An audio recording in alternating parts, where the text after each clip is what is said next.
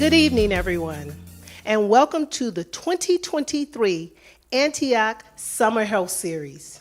As many of you all know, we've been doing this for 17 years. 17 years of impacting the community. Our community includes our church, our surrounding community, and our family and friends. Tonight, I just want to emphasize that our focus is going to continue rest. Many of you all may remember last week we had an opportunity to hear from our very own Dr. Christopher Pullins, who focused on rest. If you missed that opportunity, please join us on our Antioch website or Facebook to learn more about how rest impacts various areas or diseases. We also want to emphasize our theme. Our theme is on mastering the spiritual and natural benefits of rest. As I've promised you, we are going to focus primarily on neurological rest, and we are going to emphasize how that impacts us. But before we get started, let us begin our session as we've always done by praying. Heavenly Father, we thank you for allowing us to amplify rest. Rest not only in the spiritual realm, as our pastors have actually informed us of, but also of the natural realm. We want to thank you for allowing us to recognize how important it is that we can't make any moves without rest. We thank you for giving us the knowledge and the understanding and to bring in experts to focus on that area. Lord, without you, none of this would be. We also want to acknowledge our first assistant pastors who's in the house, our second assistant pastor, our very own pastor, Jonathan E. Logan, and First Lady Logan, for allowing us to move through the community to acknowledge not only our spiritual aspects, but also our natural aspects. We ask that you continue to bless this summer health series as we move through June and July, and we ask that you ask each and every listener, viewer, that they apply everything that is learned throughout these 2 months. Amen. So we'll begin with our first presenter, and that will be Dr. Cabral. So the aging brain and rest. A lot of the things that you've heard last week, you're going to hear again, but I love the way this presentation is going to occur because it's going to show you those REM movements and all of the things that we've learned, their circadian rhythm, and all of the things that you probably were guessing or wondering what we're going to focus on. We're going to have that done by our very own, as I've mentioned, Dr. Cabral, who's a double-boarded neurologist and psychiatrist. Now, Dr. Danny Cabral, who's a colleague of mine and a wonderful physician, is a double-boarded certified neurologist and psychiatrist, at Banner Sun Health Research Institute in Sun City, Arizona. She earned her medical degree from the University of Arizona College of Medicine and completed a combined neurological and psychiatry residency and neurodegenerative disease research fellowship at Brown University in Providence, Rhode Island. Dr. Cabral cares for patients and families at Banner Cleo Roberts Memory Center and leads several Alzheimer's clinical trials. As well, she leads outreach efforts including initiatives to increase care, support, and including diverse populations. She has also received research funding to advance the collection of cerebrospinal fluid biomarkers through the use of ultrasound assistance in lumbar punctures. Without further ado, I'd like to introduce my colleague, Dr. Cabral. Thank you, Dr. Allen. Thank you for having me. It's an honor to be here, and I love the topic of rest and sleep. Good. So I can't wait to get started. So we'll start with a case. We have John. He's 81. He's coming in to see me for a follow-up visit with his wife. He's a retired high school principal, and he has a mild stage of dementia due to Alzheimer's disease. He lives at home with his wife, and lately he's been noticing over the past few months feeling less interested in doing his normal hobbies, and his wife mentions that he's more irritable and maybe a little bit more depressed. There's been no medical changes or new medications. So his typical day, he wakes up, it changed during COVID. So he's been waking up between 8 and 10 a.m., takes the dog out cleans the house, does yard work, lunch, watches TV, naps for 2 hours, and then eats dinner and goes to bed around midnight lately. So you said his typical day during COVID, and I know Yeah, we've been talking right. about COVID so much. Yeah. So what does his typical day look like Before COVID. before COVID? Yeah. So pre-COVID, he would wake up earlier at 7 a.m. He'd go out for a walk with his wife. After he walked the dog, he'd walk for an hour and a half, 1.5 miles. Then do some of the same stuff, clean the house, and he was going to the gym 3 times a week, eat it, and then have dinner and go to bed by 11 p.m. So going to bed a little earlier. His daughter and grandkids were visiting twice a week. He would go to church every Sunday, and then he was attending an early stage dementia support group. So a crucial part of my job when I'm meeting people and following up with people who have memory concerns who are older is what does their schedule look like? What time do they wake up? How do they spend their days? And what time do they go to bed? And everyone's schedule is so different, of course, and it really conveys who they are, what their values are, and also gauging, have they changed? Are they not bringing in their things that are important to them? Do they have a routine? Do they have structure to the days? Is their sleep schedule optimal? And so we know that during COVID, many people's schedules essentially were obliterated. They weren't able to do the things they wanted to do. They couldn't see their family members. And this was especially difficult for our older adults and especially people who are living in, of course, memory care facilities. And that led to sleep disruption. Some people called it COVID-somnia, mental health issues and substance use issues, to name a few. And we saw in our older adults with dementia, people actually ended up dying quicker than we would have expected, declining faster. So you said COVID-somnia. I've never heard of that. Is that an actual term, or is it just something that people I think, call yeah, it was just coined during Okay, COVID, but okay. yeah, no. It's like COVID-somnia. So today I just wanted to talk about the importance of routine for brain health, specifically with aging, and that is one thing we all have in common. Everyone in this room is aging. We're going to talk about the changes in sleep and circadian rhythms and talk about what are personalized strategies each of us can use to strengthen and maintain our healthy routines to help our brains and our bodies as we get older. So this is a normal sleep-wake rhythm, and it's helpful for us all to kind of understand we have these two drives happening when it comes to sleep-wake. So this is the hour of the day, with 12 noon being in the middle, and then we have midnight on either side. And so you can see at around 6 a.m., this blue area here is our need to sleep. So at 6 a.m., let's say that's what time we're waking up. Our need to sleep is the lowest because we've slept the whole night, theoretically. And then our need to sleep builds up throughout the day. Meanwhile, we have an urge to sleep, and that's highest when it's time to go to bed. And that drops as we're sleeping. But we all have this blip around like 2, 3 p.m., and that's when smart countries have siesta. Or often, people sometimes think, I need to drink a coffee. This isn't normal. It's 2 p.m. I'm tired. I need to but this is all of our normal hormones are doing this. So Okay, wait a minute, because that's what I did today. I actually had a coffee at 2 because I was feeling so fatigued. So that's okay. I do that too sometimes. But I think that the issue is when people think that's not normal. We're supposed to be high energy all throughout the day. Okay. So you should not be too hard on yourself if you're feeling that, because that's your hormones are doing the normal thing. Okay. Yeah. But I'm showing you this because we mess with this with things like caffeine and things like napping during the day. It really disrupts our nighttime sleep. Oops, sorry. So, no, that's what I was going to ask. You talked about the wave rhythm, and I was going to say, aren't there stages? So, Yeah, exactly. So we have 4 stages of sleep. There's our REM sleep, where we are having dreams and our brain is becoming more active and our eyes are moving, rapid eye movement, REM. And then we have these non-REM stages, and this is when we're getting into our deep, slow wave sleep. That comes on after REM. And non-REM 3 is where our muscles should be relaxed. We should be basically paralyzed while we're sleeping.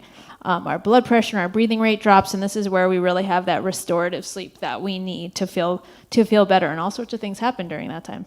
And for those of you all who are in the audience, as well as those who are on our virtual land, Dr. Pullins talked about REM sleep last week. So this would be an excellent, when I saw this, I was like, this is how the REM sleep looks. So for those of you who are in virtual land and also in the audience, this would be an excellent opportunity for you to take a snapshot of this big picture and how REM sleep impacts us.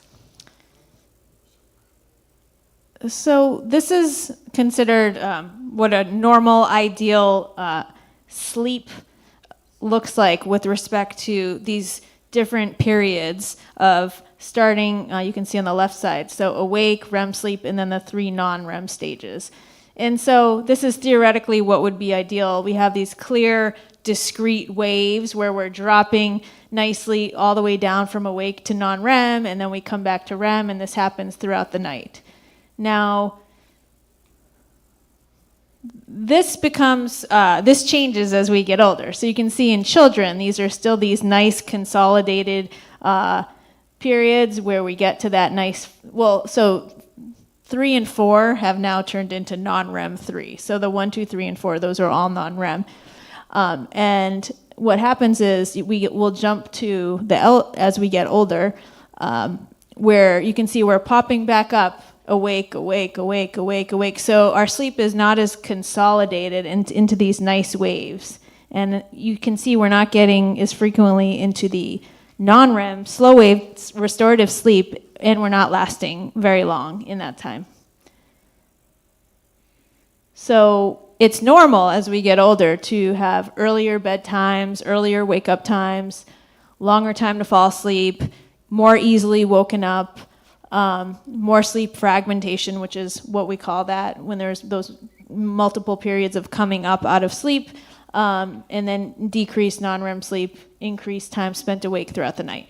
So with all of this, there's something that I noticed that we talk about, and that's our circadian rhythm that I pointed out. How does that impact or have anything to do with the REM sleep?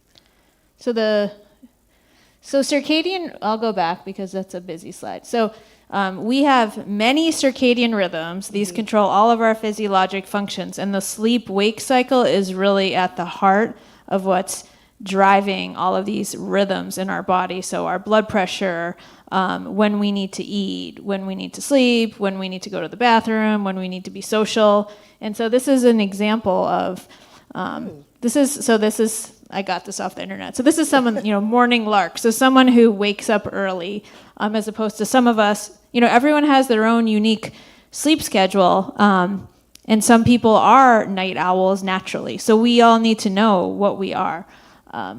And so let's see. So 6 a.m., let's say this person wakes up at 6 a.m. And so this would be the natural rhythms if they're listening to their body's wisdom. So the blood pressure rises at this time, the melatonin stops, and that's the sleep hormone that's being produced in the brain.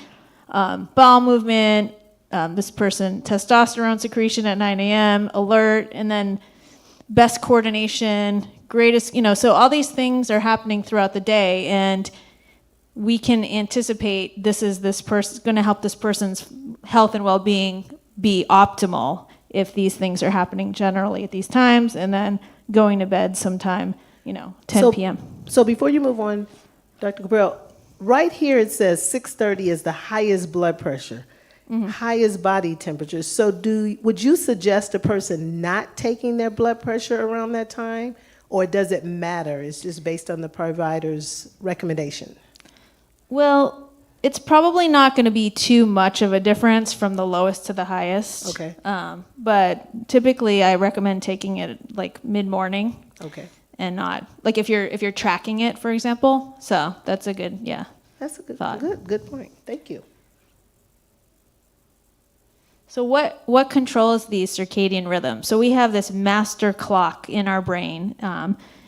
It's called the suprachiasmatic nucleus, and what tells that what to do, that's where what triggers the melatonin to be produced. Then the melatonin is that sleep hormone, and it also tells the pineal gland to stop producing it. And what helps that is the light coming in through the eyes into the brain. And so that's why it's so important when you wake up in the morning to look out your window, see the sun. That really kicks your brain and sets your clock for the whole day. So all these things you just saw on the previous slide, these are going to be all reset when you see the light coming into your eyes. And this is why also these things like LED screens that are screens that we're looking at night, even like some light coming in from street lights, even the littlest amount of light of a certain wavelength can wake us up and keep us up. So that's why it's hard in our current society. And that's what's messing with animals too, who are, birds flying around are getting these too, and we're. So does the television have anything to do with it, with that light? That's Yes. on? Okay. So that's going to be, I'll talk a little bit about that later, but that's going to disrupt if you're someone, which many of us do, lie in bed, need the TV on. The light and the sound is going to mess with our brain and confuse us. So ideally, we wouldn't do that for good sleep hygiene. And if you're not having trouble sleeping and you feel great all day, then I wouldn't say anything about it. But if you're coming in and saying, I'm having trouble sleeping, I want some Ambien, it's like, well, yeah, maybe let's start with these other things. So then this master clock then tells the brain what to do. And we actually have clocks in all of our cells. That's pretty amazing. Yeah. So this is like a busy slide, but basically there's the external triggers of the light going into the eye that stimulate, that drive the sleep-wake cycle, physical activities, social time, meals. So these are things you're doing to tell your brain what to do and tell your body what to do. And then you have these internal triggers that work together. So hormones, body temperature, appetite, and so they synchronize all of your physiologic processes. I think it's so amazing. Mm-hmm. So you can, they have all of these wearable things now that you can measure your rest, your sleep-wake cycle, your rest activity cycle, right? And so this is a circadian rhythm. If you have one of these and you're looking at all these graphs, that's what you're looking at, one of your circadian rhythms. And before you continue, this is something we also mentioned, like if you have a Fitbit or a particular item that you wear, a wristband, you can actually sleep in it, and it can kind of give you an idea of how many hours of sleep you're getting, right? Mm-hmm. Yeah, those are pretty decent. So yeah, you can track, this is reasonably well correlates with a polysomnography, so that's where you're going into a sleep lab, having a sleep study, seeing how much you're actually staying asleep throughout the night, and let's see. So it can look for this consolidation or fragmentation, how many times you're getting up through the night. And so this is what these produce, these kinds of graphs. Now, a lot of people ask about naps. Are naps good? And I feel like this is something that we hear something different every day in the news. When it comes to, people who are coming in to see me tend to be 60 years and older and have memory concerns.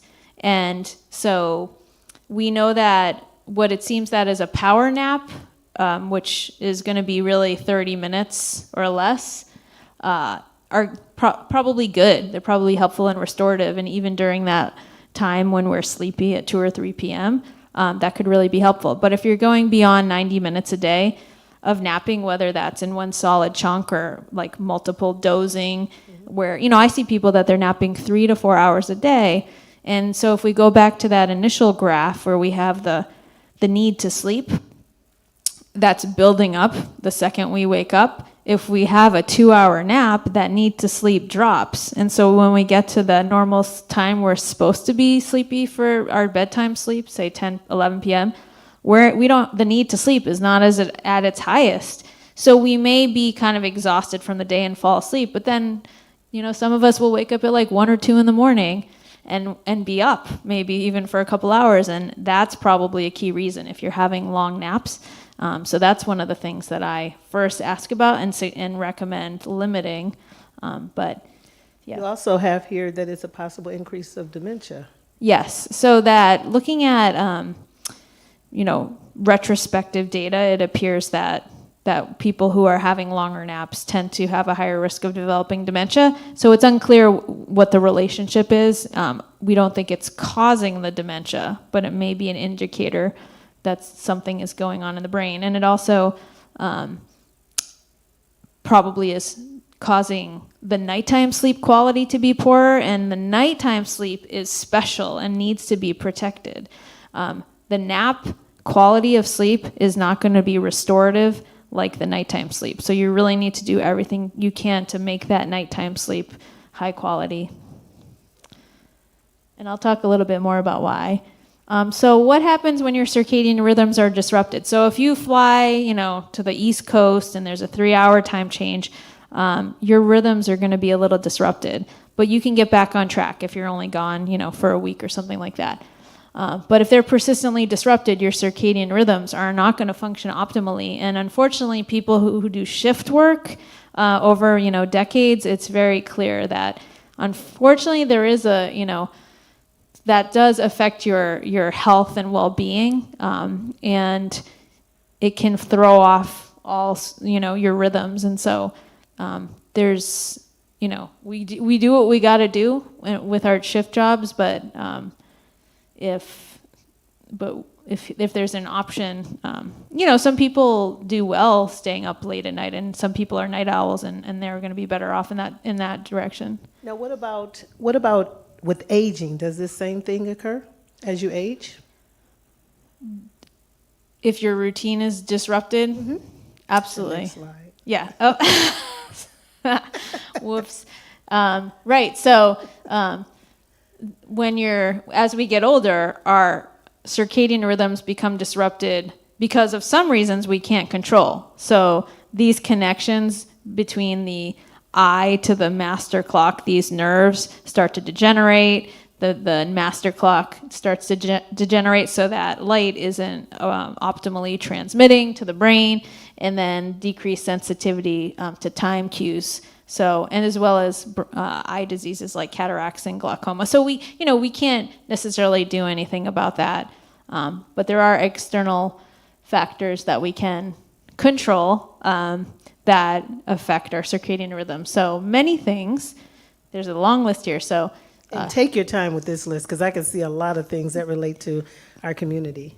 So suboptimal sleep window. I love to talk about this because I really like to make things personalized.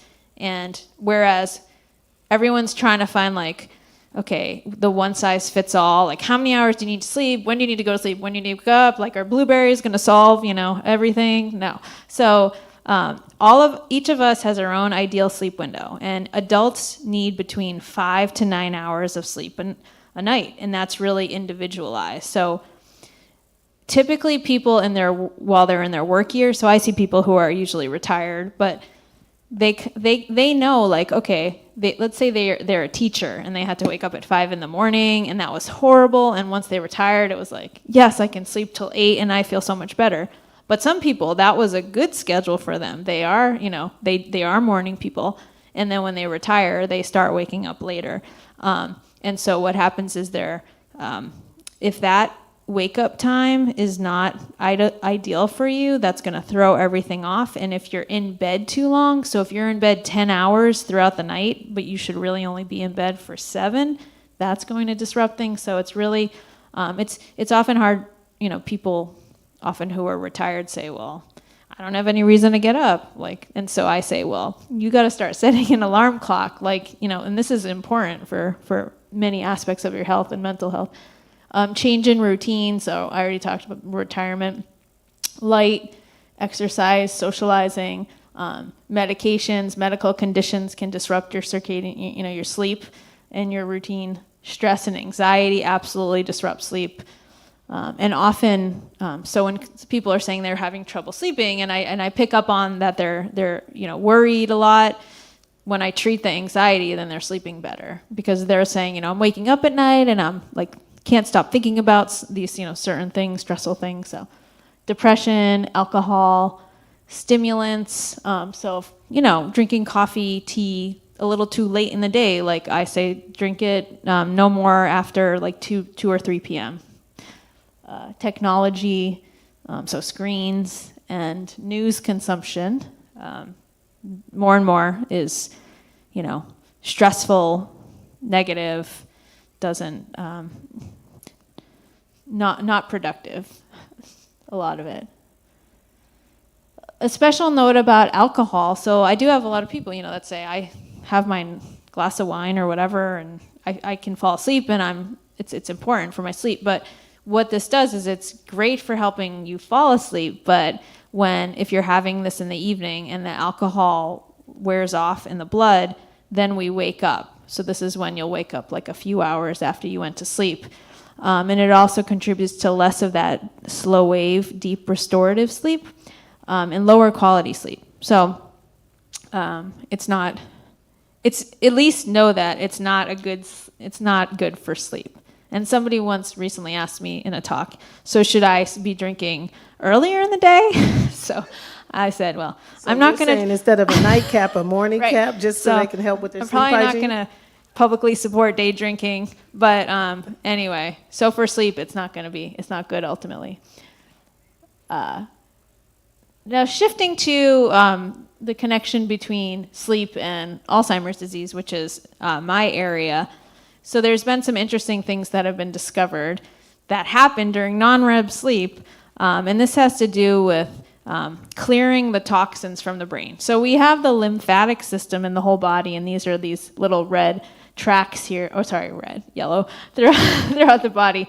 And these are basically picking up waste and disposing of them throughout the body. When this gets disrupted, we can have this kind of swelling, like you see this person who had breast cancer treatment and had lymph nodes that were resected, or radiation affected them. They can no longer absorb these toxins in that arm, and then this is a fungal disease that can cause this kind of significant painful swelling, which is very debilitating. So, if we look at this picture of the lymphatic system, if you look at the head, there's none of these yellow tracks in the brain. So that doesn't make any sense because the brain is very highly active. So we are producing a lot of things that need to be cleared, where it's 25% of our total glucose consumption, 20% of our oxygen consumption is coming from the brain, 15% of our cardiac output, 2% of our body weight. So some smart people realized that there is a system in the brain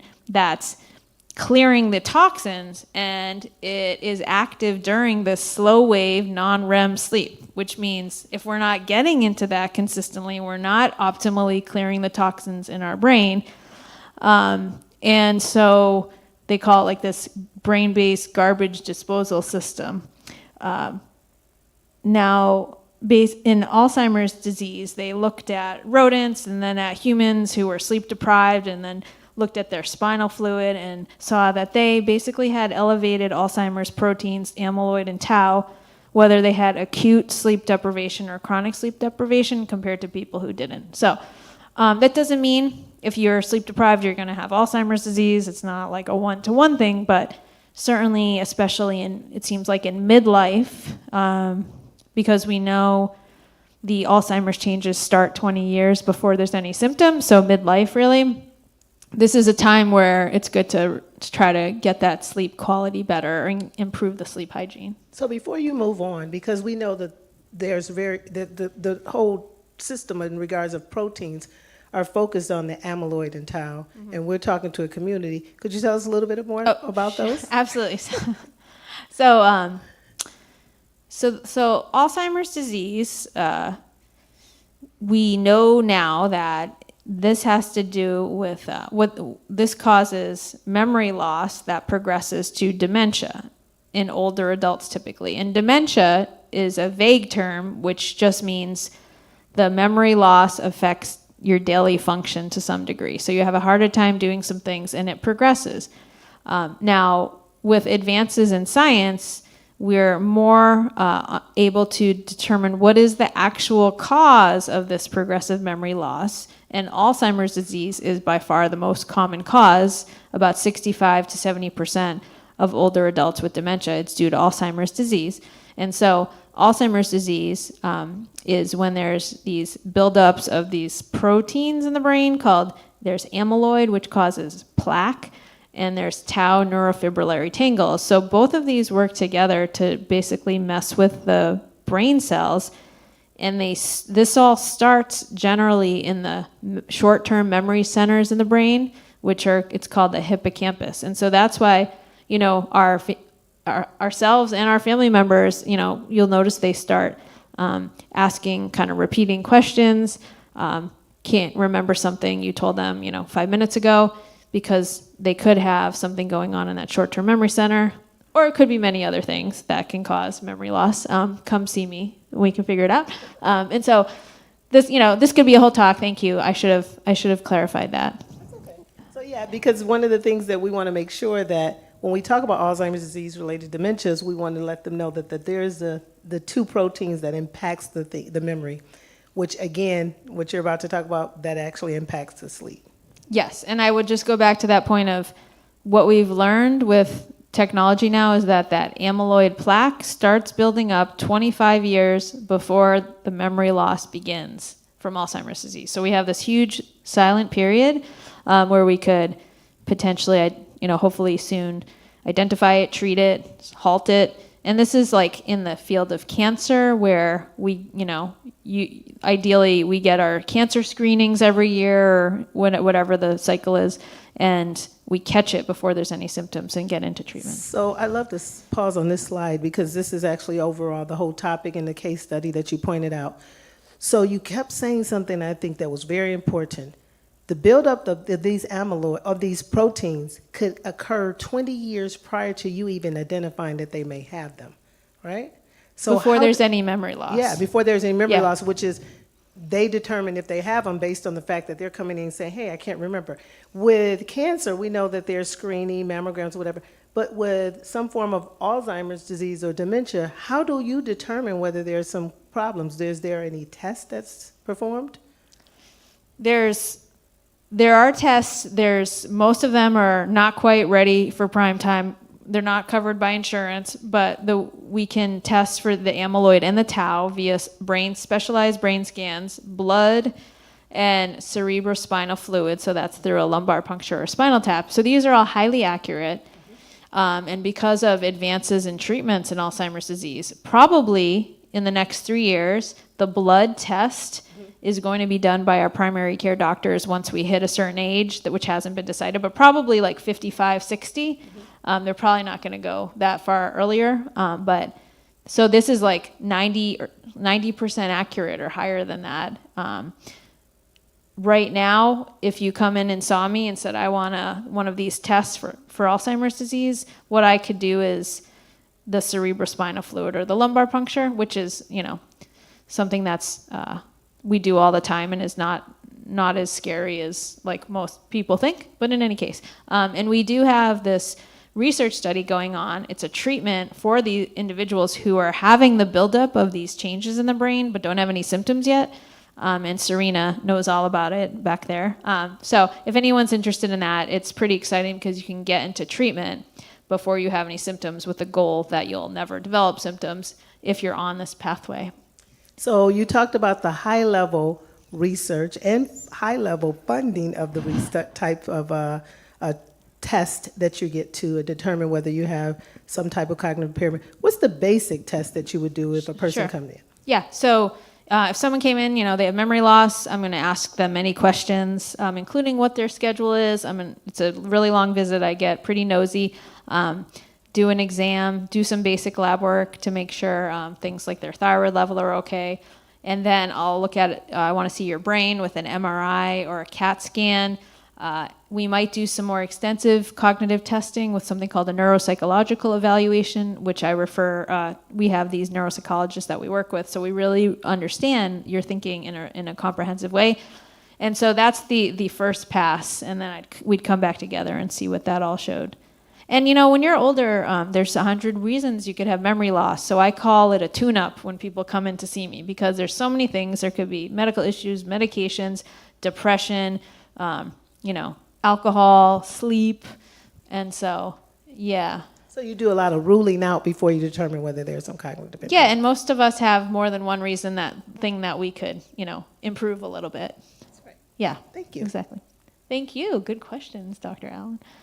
So, what are ways we can all improve our sleep? So, I already talked about this. Improve your personal sleep window. So, really figure out how many hours do you really need a night? And this can change over your life. And I personally have, as I've gotten older, needing less sleep right now, but that may change, in 10 or 20 years. And then knowing what time do you need to wake up and what time do you need to go to sleep. So before you move on, this portion I think is very interactive. And so I know we have a mic in the audience, and I'd like to try to ask that particular question in regards of identifying your personal sleep window. With all of the information that has been shared, does anyone in the audience or either online like to talk about how they identify their personal sleep window? Anyone?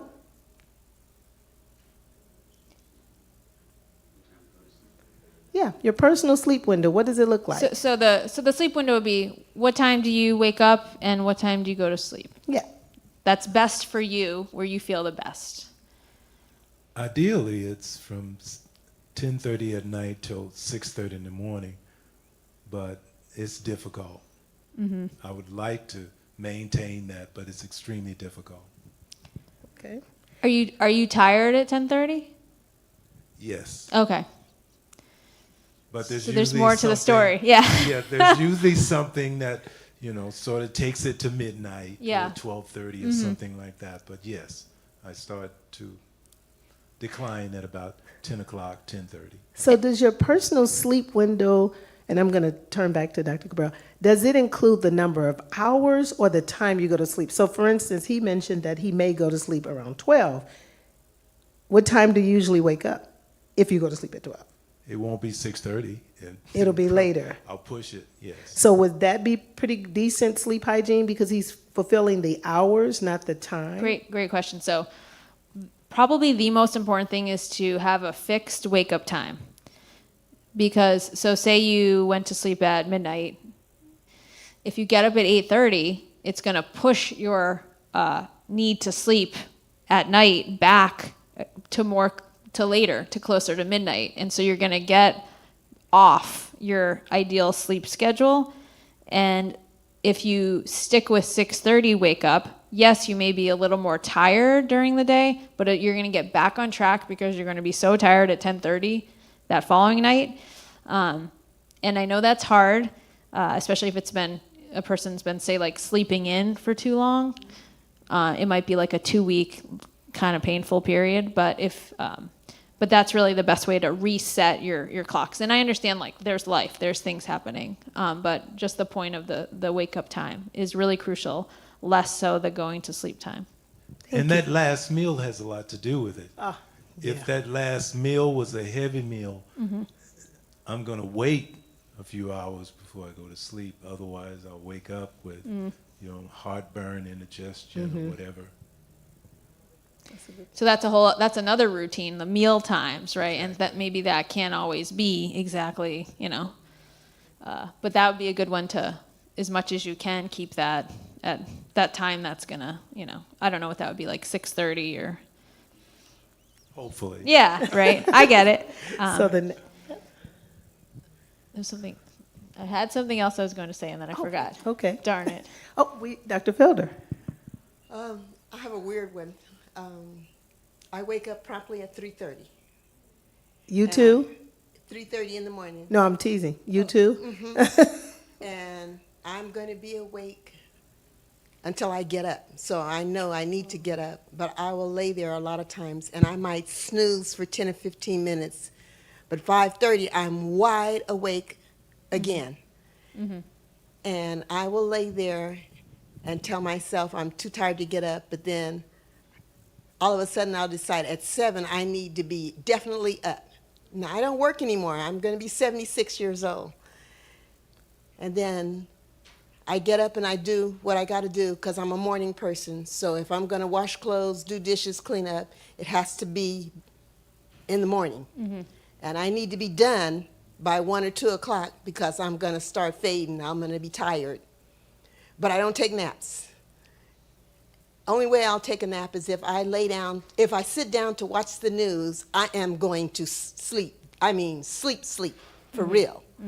But I'm only going to sleep an hour or so, and then I'm wide awake again. But I can't accomplish a whole lot of business and whatever after my 2 or 3 o'clock in the day because I'm tired.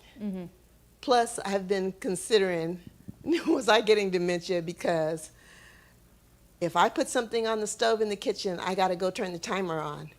Because as soon as I walk out the kitchen, I'm going to forget it's there and it's going to burn. So I do different little things to make sure that I don't, burn up stuff and whatever. I have timers on my watch and what have you. So I don't have an average day, and I probably haven't for years, because when I worked, I was a single parent for a long time, and I was geared to up, work, get ready, get dressed, finish getting dressed in the car as I drive around and have my 1 cup of coffee a day, and that's it. But that's my sleep pattern. Doctor, you mentioned the time you wake up. What time do you go to bed? That was one I was waiting on. What time do you actually go to bed? When do I go? What time do you usually go to bed? I'll go and lay in my bed about 7:30 or 8 o'clock, but I'm awake, and I turn on the TV because I know I'm going to fall asleep. So I'm going to fall asleep before the 10 o'clock news, Okay. and I'm going to wake back up at 1 o'clock and turn off the TV. Okay. Okay, so I can follow her. I don't know if you can. yeah, no, absolutely.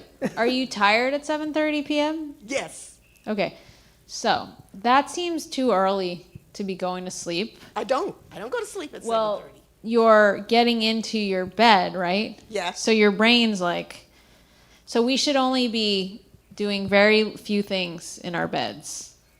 And watching TV or even reading, we should not be doing that in our beds technically. And so one idea is to actually have a power nap if you can, even if it's 20 minutes, that mid-afternoon. And then you won't be ready for bed at 7:30, but maybe it'll be more like 9 or 10. Well, funny thing that you said that. I meant to be in attendance for the Wednesday nights. I've told myself I'm going to be there. So what I do on Wednesdays is about 3 o'clock, 3:30, I take my shower and get half dressed. And then at 5:30, I go turn on the news, I get on the couch, and I take a quickie nap, about an hour. And I make sure that I'm up by 6:15 so that I can put on my shoes and gather my stuff and walk out the door at 6:30. And so how do you usually sleep Wednesday nights? And on Wednesday night, I'm actually awake and perky when I get home, and I wander around for a little while. Do you wake up at 3:30? Yes, always. Okay. Oh, okay. So it sounds like, Dr. Cabral, I'm following you. So what you're saying is that you go to bed at a certain 7:30 or so. I think what Dr. Cabral is mentioning is that if you choose to stay up and be perky and walk around and maybe whatever. No, I'm just saying totally. I'm trying to follow you because our viewers are not able to hear you. So if you choose to get in the bed, like I'm thinking of earlier what was stated around 9:30, you may be able to sleep a little longer because your body is basically telling you, I'm in bed and it's time for me to shut things down. But what I think she was mentioning is that's fairly early, which is possibly why you're waking up at 3 o'clock. It's that sleep hygiene and that circadian rhythm that she was mentioning. I'll give it to you because I don't want to take over that. I really think you should try to take a cat nap, which is really brief, 20 to 30 minutes. And some people are great at those cat naps and some people really aren't. And that's also part of the problem is our psyches and our thinking can so disrupt our sleep because if we're someone that thinks we're a bad sleeper, that makes our sleep worse because then we're worried about sleeping and then we can't fall asleep. And the people that are really good sleepers, they don't even think about like the whole process of falling asleep because it's like, and so there's no issue with falling asleep, and then the opposite happens. So anyway, so there's also hormone issues that can affect us, especially women, that can make us wake up in the middle of the night. But I think there's some of these things might help a little bit, and maybe like building in some more physical activity during the day at certain times, but it's all person specific. So, yes. So it's more individualized, as you've pointed out, right? Yeah, I feel like, I can't, there's so much I don't know, we don't know about your story that could be helpful here. Testing. There was a time where I used to sleep from 8 to 4. 8 a.m. or p.m.? 8 p.m. Okay. to 4 a.m. Okay. But then now I'm more like a 9 or 10 o'clock to about 3:30 that I've gotten older. Yeah. And I've been like that all my life because I used to wake up at 4 o'clock in the morning when I was a little kid and be waiting. My mom, I would be standing in my mother's face breathing until she wake up, So I've always been a 4 o'clock in the morning person. So are you concerned about that? Nope. Good for you. Because so if you feel good during the day and you have energy and you do things, then that's fine. But I do nap. I'll do a like a 20 minute and I'll be out. Yeah. 15, 20 minutes. I can nap good. That's it. great. So, and I want you guys to hear what your patterns. So as Dr. Cabral mentioned, everyone's individualized. And I think it started off with the questions in the audience of the time you go to bed and what time you wake up. What I think was mentioned is it's important to look at that time, but it's just as important to look at those hours. Because on average, as she mentioned, how many hours an adult should be sleeping? Anywhere from 5 to 9. So 5 to 9 hours for an adult, and it's individualized. So when you look at those times you're going to sleep and the time you're waking up, first you may want to look at the number of hours that you're doing.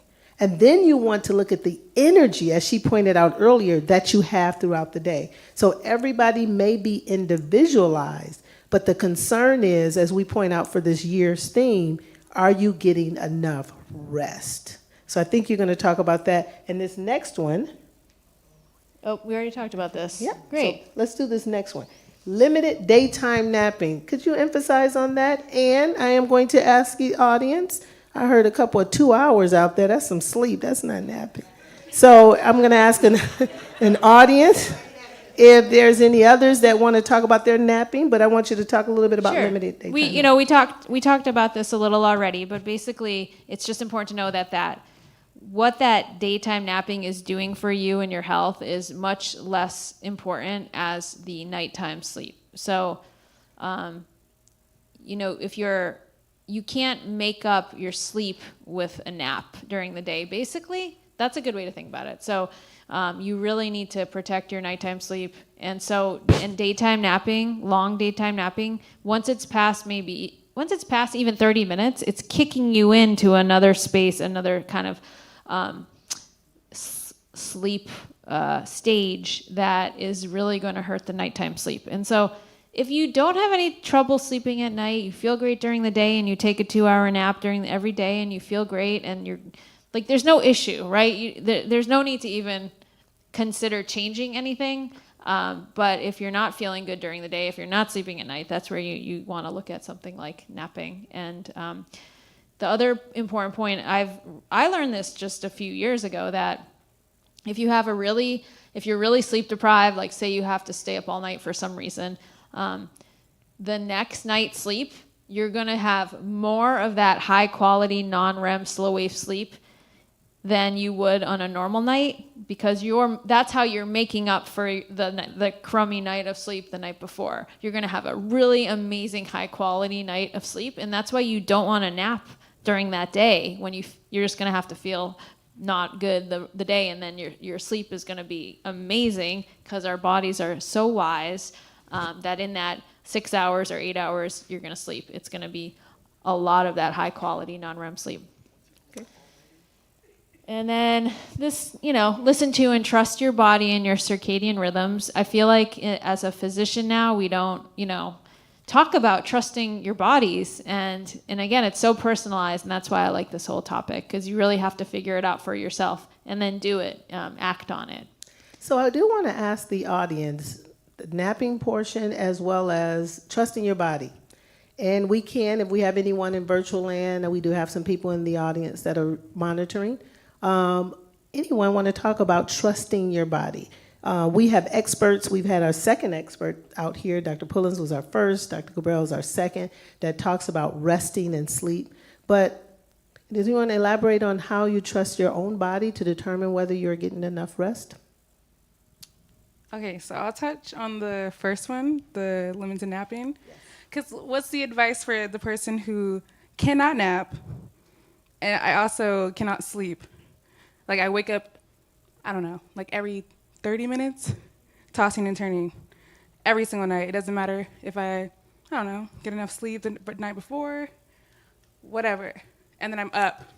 Like, I cannot sleep past 7:30 a.m. So what is the advice for that person? And I do a lot of things. Like, I work, I'll go work out, I'll be everybody's fate, like, you know, like conversation. I don't sleep in my bed, I don't sit in my bed, don't watch TV. So I'm like, what am I supposed to do? I do not know how to like calm myself or relax myself. I have a hard time with that. And then trusting my body.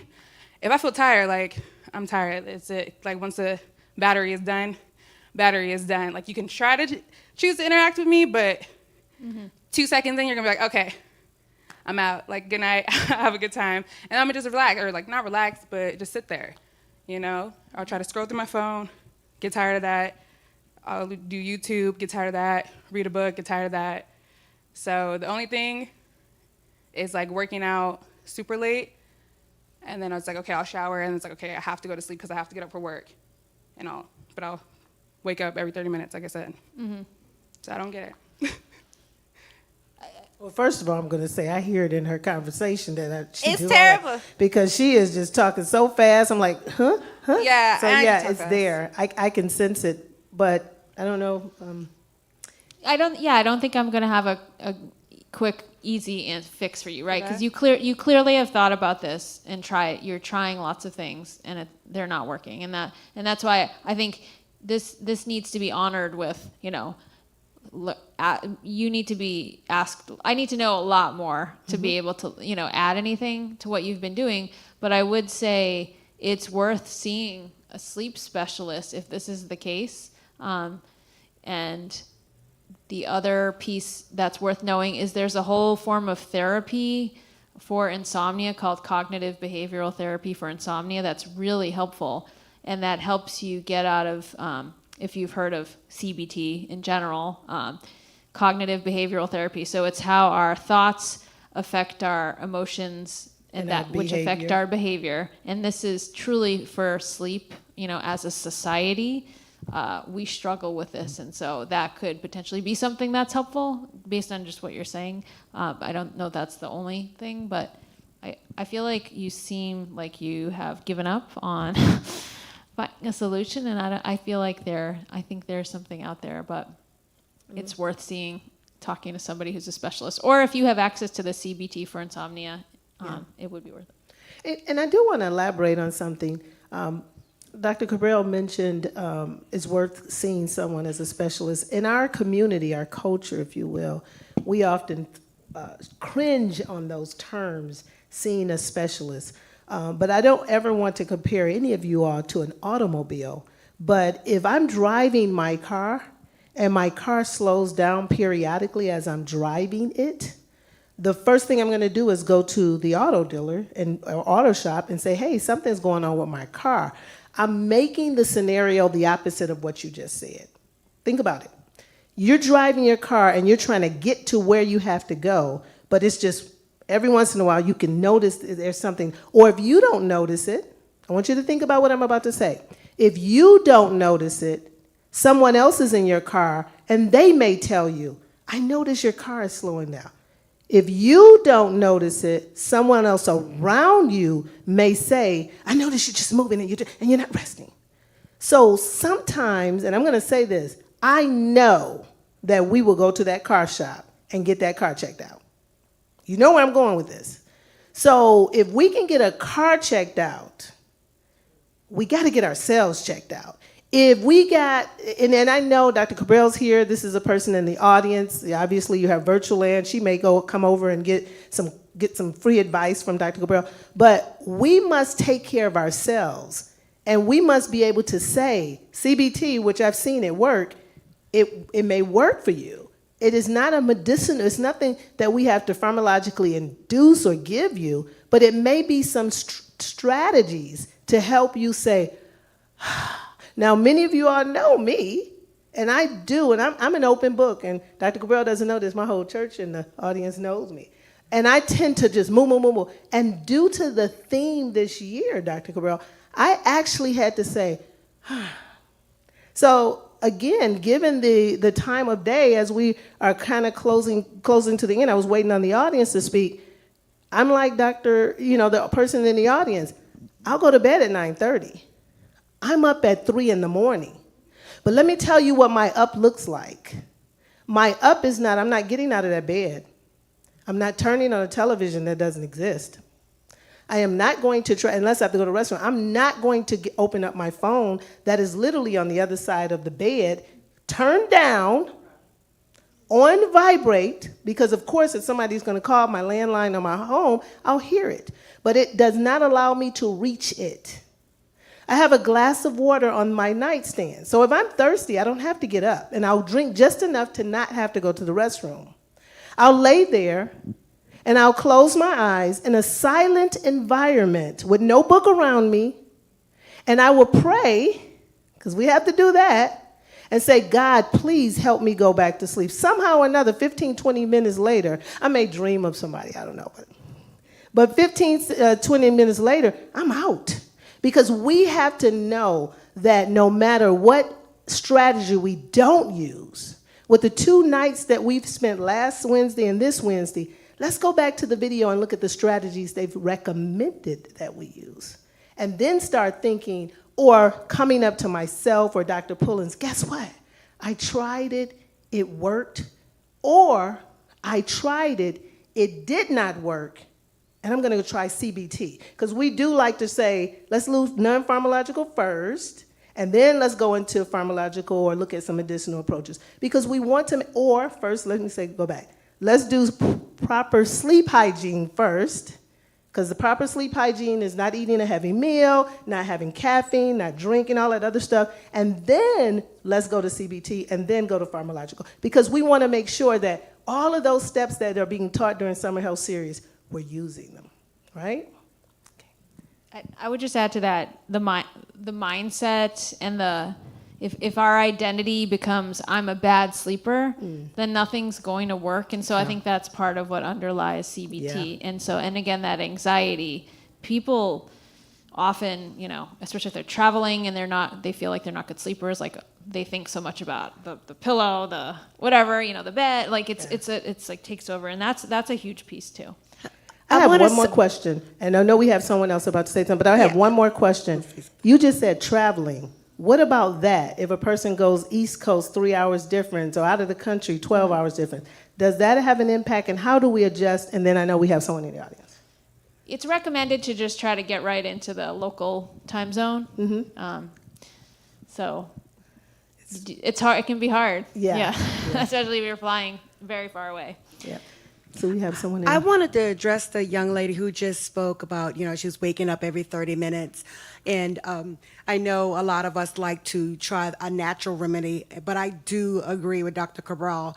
Is sometimes when you do have to go to your primary care doctor or go to an herbalist, and they will suggest things as well, because there's herbal teas, there are melatonin that our body does produce itself, but it can help us get on a rhythm that we can pretty soon wean ourselves off, and our body will kick in and do the natural thing it's supposed to do, because that's exhausting, waking up every 30 minutes like that, and that will become a mental issue, because your brain will be all over the place with anxiety and nervousness, and it can cause illness. So I definitely would suggest to look at some of those topics, and then talking to your primary care doctor foremost. Okay.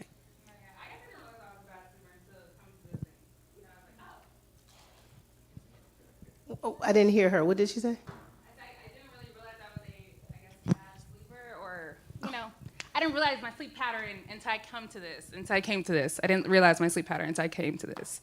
So that's why I just was like, oh, I'll chime in because, this is what I do. No, that's good. I'm glad that you were able to recognize it. We have someone else in the audience, and then we also have someone on the virtual land. So someone here on virtual land asked, is it okay to take Tylenol PM when you can't normally fall asleep? That's a good question. Yeah, great question. Thank you for that. It's okay to take that on occasion or sporadically, but not good to take that every single night. So that although these PM medications actually have been shown, there's a link with later developing dementia. And so probably because these are disrupting some of these neurotransmitters in the brain that help with our cognition. So on occasion is okay, but not every day. And maybe I could just talk about sleep meds in general. Yeah. So truly, this is an area that I get really fired up about because this is where pharmaceutical companies have tricked us into thinking we should be on sleep medications for life. And really, we should only be on these for, say, 3 months. Like, say you're having a really hard time in life, you've had some major stressful things going on, your sleep is all messed up, okay, 3 months of Ambien and you get back on track, like Serena said. And then, the stressors maybe less and you can use your own circadian rhythms and melatonin again. But not these medications should not be used for years and years. And so it's really hard to get off of them. And I don't mean to, I just want to pose that idea to some people that maybe you can start to do some other things to try to consider getting off of them. But it's a process and our bodies become used to them. So, but I'm really a fan of these behavioral things we could do. Oh, the CBTs. And I think when you said that, Dr. Pearl, I think of a silent addiction. When we look at narcotics and opioids, we often see those in people, obviously, because that's a daytime thing. You may see that they're obviously function inappropriately due to the opioids. But you'd be surprised, especially post-pandemic, there are people who are dependent on sleep medication, but you don't know it because they're up, and then in the evening, they got to take those pills, and then they're out. I actually was at a conference not too long ago, and I was rooming with someone, and she's like, we got to go to the drugstore. I said, for what? And she said, I got to get some sleeping pills. I said, really? So I'm like, just go to sleep. And of course, I had to go to the drugstore with her, but it was the point of me not recognizing that there was a dependency there, right? And so I think that's something that, I love the fact that you said a limited number of a time frame to be on a sleeping medication and then try to have your body kind of adapt to that, to a regular rhythm. Good. Thank you. Great questions. We do have one other question. Yeah, we have one more question, and we have time. So this is great. And if there are any people in the audience and also in the virtual area that have questions regarding sleep, feel free to do so. We are almost close to wrapping up, and this will be a great opportunity to do it. Okay, I just had a comment. What I will say is that I consider myself a good sleeper. On average, I go to sleep at 10, I wake up at 5. Where I struggle is I support a region that's in the East Coast, so I do travel there often, but also they're calling me, so it's 5 o'clock my time, 8 o'clock their time, and then I have my building here, and it's just like, I feel like my day lasts forever.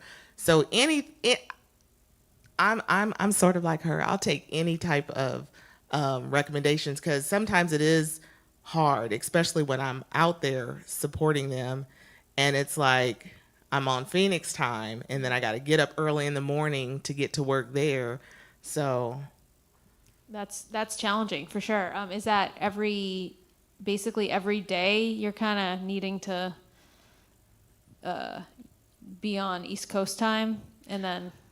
I would say yes. Every day I'm on East Coast time, although I'm not always getting calls at 5 a.m. I do try to set my meetings that start at 8 Phoenix time, but sometimes it's 6 o'clock my time. I'm in a meeting, or I will get a call because of whatever is going on. And you work from home? No, I can work from home, but most of the time I go into the center here in Phoenix.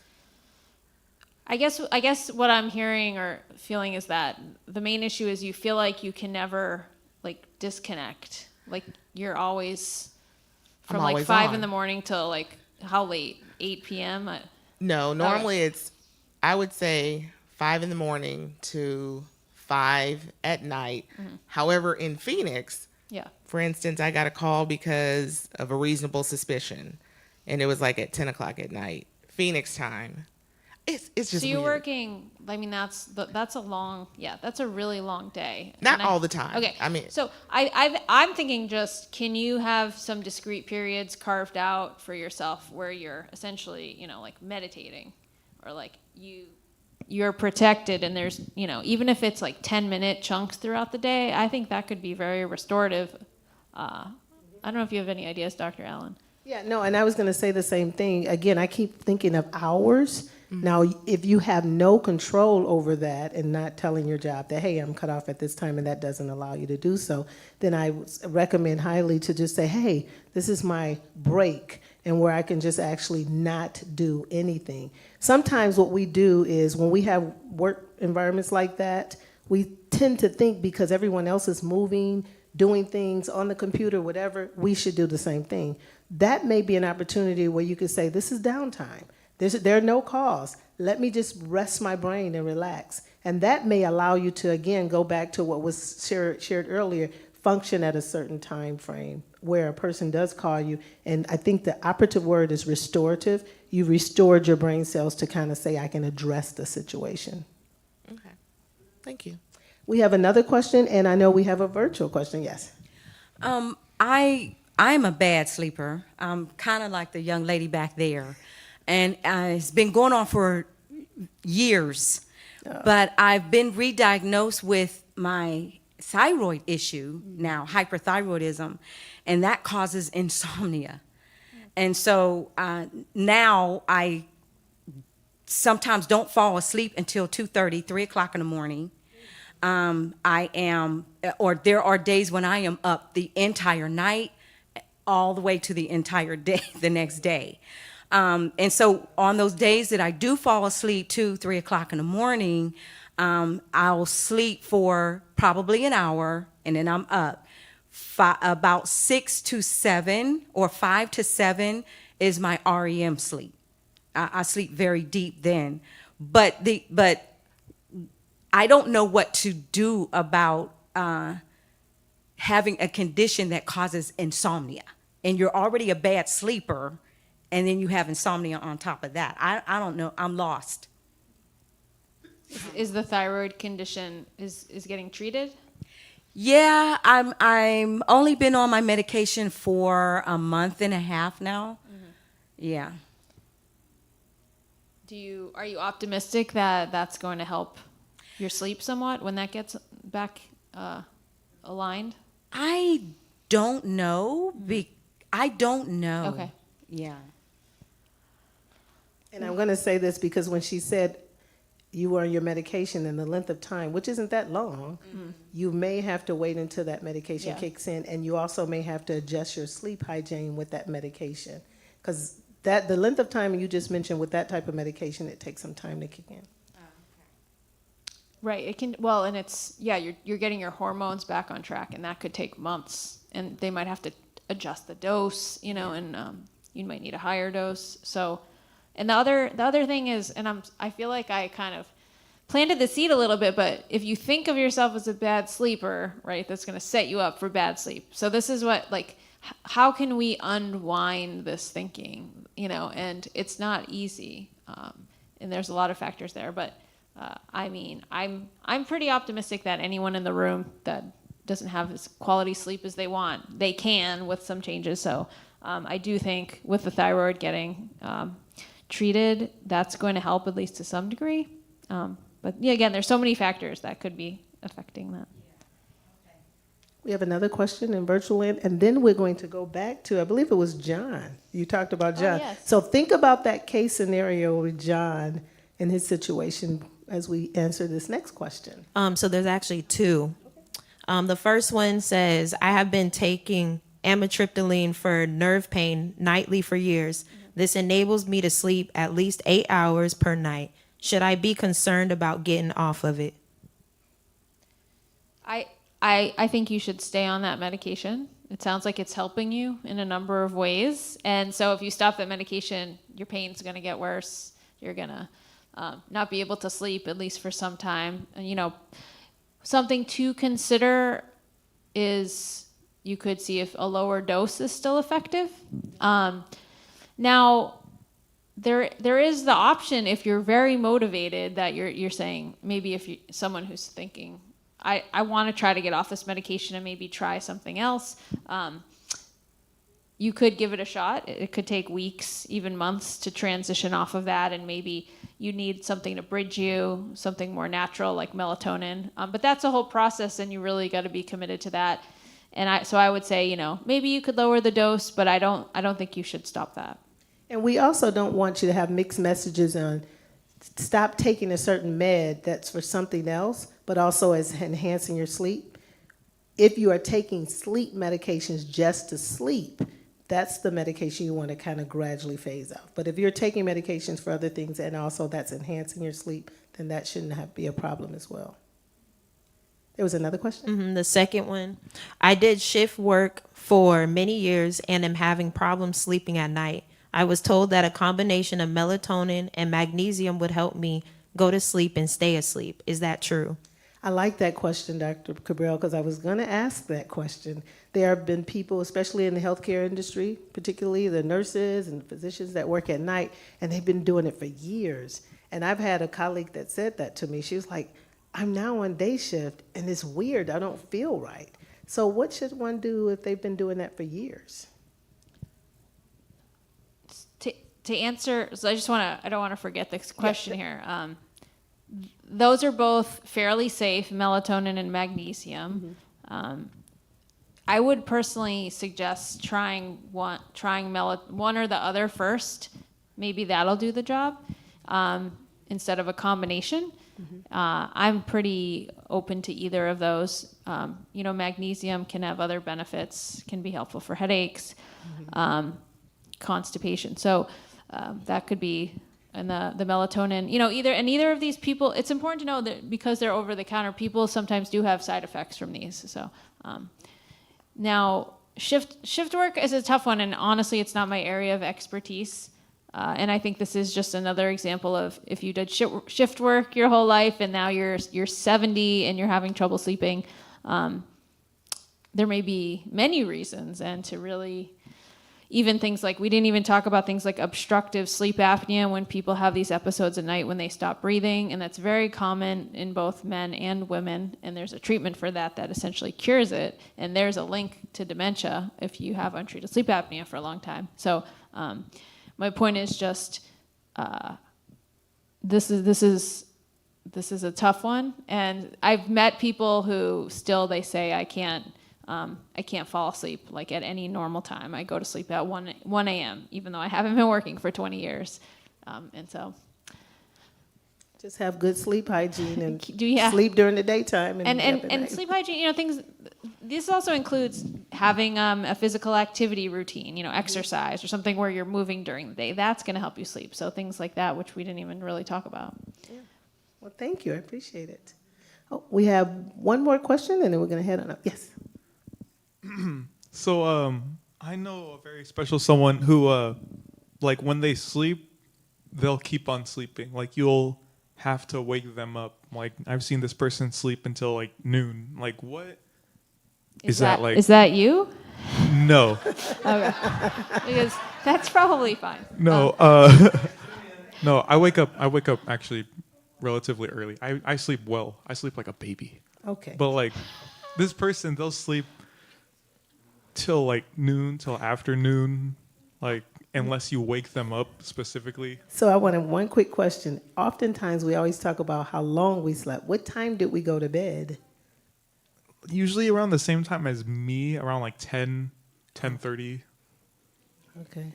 Well, since you're a younger person, if it's someone your age that's sleeping till noon and can, you know, you're growing, and the brain's not fully formed till, you know, we're in our mid-20s or later if you're a man. So So there's no problem with that, especially if the person's functioning during the day and getting the things done. But if there's someone who is during the day, they're falling asleep when they're having a meal, talking, driving, that's concerning. And so that could be all sorts of sleep disorders. But I'd probably need to know a little more. And I don't want to assume, I don't want to brush off your question that it's not something serious. So happy to talk after. Thank you. So let's get back to John. What did you yes, recommend for John? So remember, his COVID schedule messed up his really nice pre-COVID routine. And so basically it was just get back on track. Wake up 7 a.m., keep that fixed, go back to walking with your wife in the morning and exercising 3 times a week, go back to your support group, church, limit your daytime naps, increase your, see your daughter and grandkids again, and then limit your news consumption, especially right before bed, because those things really do get in your brain when you're hearing all these horrible news stories right before bed. So this is where I work, and Serena also, and Dr. Allen works with us on some of our projects. We have clinical care, we have research studies, we have some healthy brain programs, we have memory and movement disorders, so that includes Parkinson's disease. We have dementia care, social workers, and this is Serena here. She's in the back, and she's our Alzheimer's equity navigator, so she's building bridges in the community and really trying to get the word out about that dementia, Alzheimer's is not a normal part of aging, and there are a lot of resources available. And so we're wanting to create an environment that is equitable and inclusive. There's this research study that I mentioned earlier that if you have these Alzheimer's changes in your brain and you're 55 to 80, but you're not yet showing any symptoms, you could be eligible to receive this treatment through this trial. And the first step to figure out if you have those changes is actually just a blood test, which is nice. So through the study, you can get a blood test and learn if you have these changes happening in your brain. And if you do, you could be eligible for the study. And before we go on, I wanted to go back to that. Recently, we had a case, and the individual was of color, and it was a family member of someone, and they reached out to us, particularly with Serena, and talked about some issues that their family member was having, and they discovered that the family member had Alzheimer's, possibly Alzheimer's disease. And immediately what they said is, we're interested in clinical trials, please, whatever you can do to help. We thought that was amazing that they would reach out to us in relationship to that. And I thought it was great, but you know me. But if we are sharing this information now, and we're saying, let's not wait until we get that diagnosis and say, hey, whatever you can do, let's try to reach out. Sometimes it may not be blood tests. Maybe it's some questions like Dr. Cabral stated, just talking to you. I know some of her patients, when she sees them, she'll talk to them for a length of time and say, you know what, you might be good in this clinical trial. It doesn't involve this. It's just a sample of saliva or a sample of urine or whatever. But just getting involved in clinical trials for a couple of reasons. One, I would have to say for people, humane. 2, for our culture. 3, maybe our gender. 4, our family, and more importantly, for ourselves. So we don't want to wait. When we got that call, we were excited. Unfortunately, it was too late for that individual. When I spoke to Serena, she said this would, unfortunately, they can't participate. But then think about what happened if we have that history, or we think that there's a possibility we want to get involved. We may want to get involved for more of a preventive measure as opposed to waiting until you actually get some type of diagnosis. And that goes for any diagnosis, cancer, Alzheimer's, anything. Because I know I am. I always tell people I'm open book. I am involved in any clinical trial you put me in. I want to know what's going on. And I would just add that this field is changing rapidly now. We've had a lot of advances, and there does seem to be effective treatments that are coming online. And so to get those, you need a diagnosis. So, we also have something called the Healthy Brain Check-In, or Brain Health Check-In. That's free, which is really nice. And we're right down the street. So it's about an hour long, or 45 minutes to 60 minutes. There's a comprehensive assessment of memory and other areas of thinking, and then you get this nice report that says, are you at low, medium, or high risk of dementia, and gives some practical tips and strategies to help for healthy brain aging, but also maybe it would be helpful for you to see someone and talk to your doctor if you are. It does seem to be like you're at higher risk, and this is really excellent that this doesn't cost anything, and I feel like that's not going to last forever. But so if you're interested, Serena's in the back. She can tell you about it, or you can call us and schedule that.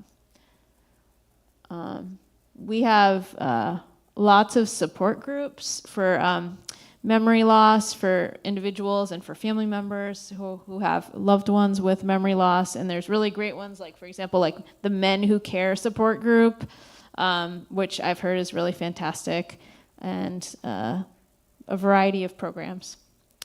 That's it. Great. I think we thread our questions throughout. And so we will again want to say thank you and to see if there's any last minute questions that may be answered. We do have one. Yeah, okay. And then we will close out, and I think we'll prepare to talk about what's coming up in the future with our Summer Health Series. So we do have a question up front, if someone have the mic. Thank you. Right here. Raise your hand. Yeah, there you go. Is it hereditary, Alzheimer's or dementia? There is a genetic risk factor that slightly increases your risk during life, but it's not, if you have that gene, it doesn't mean you definitely will get it. And so typically, I would say if you have family members who are younger than 65 when their symptoms of memory loss start, then there might be more of a strong genetic factor for you. This is something that isn't routinely yet tested. It's called APOE4, APOE4. So if you're a carrier of that, you either have, if you have one copy, you get a copy from each parent of this APOE gene. If you have one copy, you have a 15% higher chance than average risk of Alzheimer's during life. And if you have both copies, you have a 35% higher chance than average risk. So it's something, but it's not huge, like some diseases where if you have the gene, you're definitely going to get it. Yeah, like sickle cell or so. Mm-hmm. Yeah. All right. Any other questions? Oh, you have a question? Yeah. We have a question over here. It's a comment. They ask, can you add the slide in the comments with the free programs or the website? Yes. So if we can go back, that'll be great. And then also for those who are in-house and also in virtual land, this is recorded on our Antioch app website as well as Facebook. So for those of you all who have Facebook, you can see it immediately after, which has all of the slides. But that's great that they actually asked for that, right? Yes. And thank you everyone for staying up so late to hear this. Yes. That's a pun. Yes, we have one question here. I was just wondering, out of curiosity, is there a difference with like the sleep health if you sleep during the day and then you're up at night, or is it the same thing as sleeping throughout the night? Sleeping during the night is the highest quality, most restorative sleep. And so that goes back to really the phases of the sun and the moon. So we are supposed to be awake when the sun is out and sleeping when the sun is down. And so when that sun starts coming up, that light goes into our eyes and into our brains and wakes us up. And that's really the rhythms like that were better followed hundreds of years ago. So if you can, if you don't have a job where you're up all night, then sleeping during the night is definitely the way to go. But if the room is dark enough, would that suffice if you are sleeping during the day for those 5 to 9 hours? So it will suffice, but it's not aligned with these circadian rhythms that are driven by this light dark cycle. So you will be fine, you will, but I would say so environment has something to do with it, not everything. Circadian rhythm is within you. So you could be asleep during the daytime with a dark room. That helps, but your circadian rhythm tells you when you should be sleeping. A typical human person or whatever. When I was stationed in Alaska, You need a mic because we can't hear you. when I was stationed in Alaska, during that summertime, you have daylight, 24 hours. So at that, I found out my body knew when to go to sleep and be asleep and be awake during those hours. So that's why when That's you the ask that circadian question- rhythm, your right, body. When you ask the question, can you sleep during the day and get that 5 to 9 hours of sleep, would your body understand, regardless if it's day or night? Yeah, that's a good point because in Alaska it's dark most of the time during certain parts of the year too. So, we had blackout curtains to black out the light. So, right. I always said your body always knows.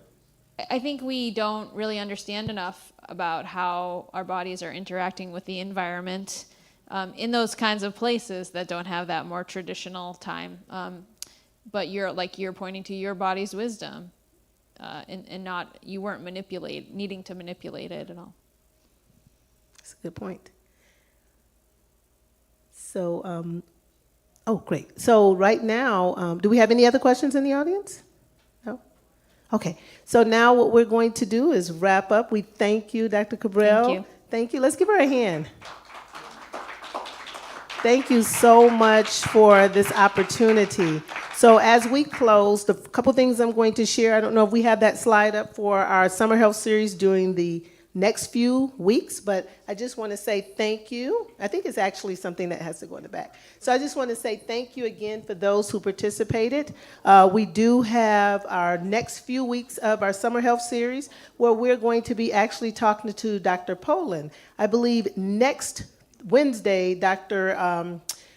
Pullins is going to be interviewing and talking to Dr. Poland virtually. Many of you all may recall Dr. Poland last year. I heard he had done a phenomenal job. So his whole theme is going to be focused primarily on our church theme. He's going to talk about rest, health concerns, but he's going to get a little bit deeper into the aspect of rest. In addition to that, we also are going to have another physician that's going to speak to us on pharmacological approaches of rest and different medications. So we're going to go a little deeper into medications. The reason why I'm sharing this information is because I want us to, first of all, come out and join us on these evenings, especially when Dr. Poland and also our next physician is going to be coming out. But I also want to make sure that you have your questions ready because obviously these are things that are not only going to impact us, but also our family and our community. So again, we want to thank you, Dr. Cabral, and we're going to ask our first assistant pastor to come up and pray us out. Am I not mistaken? Great. Thank you. And we'll just come. Amen. Come on, let's give Dr. Cabral and Dr. Allen a hand. Amen. Such a wonderful presentation on this evening. Amen. Did you not learn something important on tonight? Amen. I mean, the Summer Health Series, they come and they just give us a wealth of information. So I'm so glad that everyone came out, all those who are joining us online. Come in person so that you can have your questions answered. I know there were probably many questions that we had online or many things that you're sitting at home wondering about that you could have gotten those questions answered by the folks in the audience. I think that they were well served, amen, by such expertise that was here with us this evening. And so I'm just grateful to be able to be in the place on tonight. We've just got one announcement, amen, with our Vacation Bible School is coming up. It's going to be June 27th through the 30th, and we are so excited about that. And you can see the dates and the times that are here. One special announcement that's coming with our Vacation Bible School is on June 30th. That is Friday.